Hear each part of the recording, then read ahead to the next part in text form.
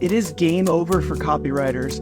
Amazon's latest AI creation instantly produces high-converting product listings, proving that human creativity in e-commerce is no longer needed. With over 6 million sellers in the US alone, Amazon's move to add AI-powered automation marks a monumental shift in how product listings on the world's largest e-commerce marketplace will be created. But while you might think this is the ultimate solution for sellers, there's a catch.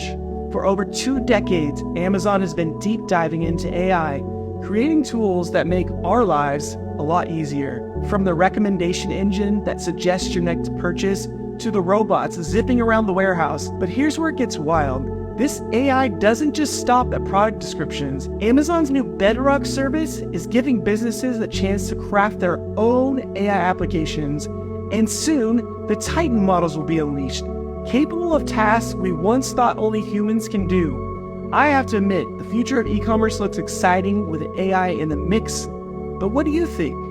Are we ready to let AI take the reins? Or is there something irreplaceable about the human touch?